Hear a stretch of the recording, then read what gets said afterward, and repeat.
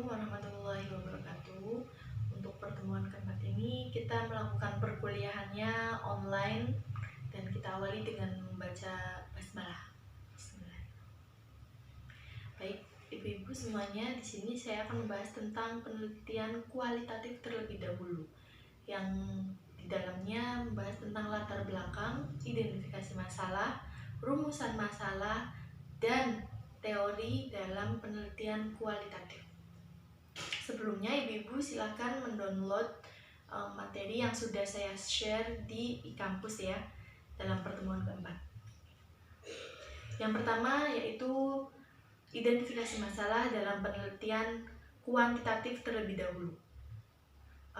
Identifikasi masalah dalam penelitian kuantitatif itu harus sudah jelas, spesifik, dan dianggap tidak berubah sampai akhir nanti kesimpulan dalam hasil penelitian. Karena kalau berubah itu akan merubah semua aspek teori dan instrumennya. Kemudian dalam penelitian kualitatif, identifikasi masalah masih dibilang remang atau kompleks dan bersifat dinamis. Karena identifikasi masalah dalam penelitian kualitatif itu bersifat sementara sehingga bisa berubah-ubah sesuai dengan keadaan di lapangan. Kemudian ibu-ibu bisa melihat ya, bagian yang saya bikin itu ada tipe masalah yang sebelum dan sesudah di lapangan dalam penelitian kualitatif.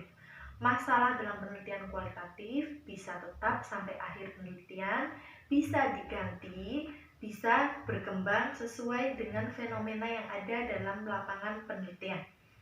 Yang selanjutnya yaitu perbedaan antara masalah dengan rumusan masalah. Yang pertama, kalau masalah itu adalah kesinambungan antara kenyataan dan harapan yang seharusnya. Sedangkan rumusan masalah adalah pertanyaan dari masalah itu sendiri. Jadi beda ya Bu ya, kalau rumusan itu bentuknya pertanyaan, sedangkan masalah adalah berkesinambungannya antara kenyataan dan seharusnya. Kemudian fokus penelitian. Dalam penelitian kuantitatif, objeknya itu masih bersifat tunggal, sehingga variabel dapat ditentukan, variabel penelitiannya. Tetapi dalam kualitatif itu bersifat menyeluruh, artinya kita tidak hanya melihat variabelnya, tetapi kita harus melihat aspek, tempat, pelaku, dan aktivitas dalam lapangan penelitian. Nah, itu akan dijadikan nanti fokus penelitian kualitatif.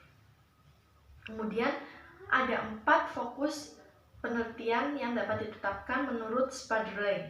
Yang pertama, fokus yang disarankan oleh informan ataupun pengajar yang ada di PAUD. Selanjutnya, fokus berdasarkan domain atau organizing domain. Maksudnya organisasi tertentu.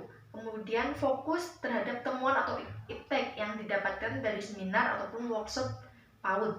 Kemudian yang terakhir, fokus berdasarkan teori yang sudah ada kemudian dikembangkan.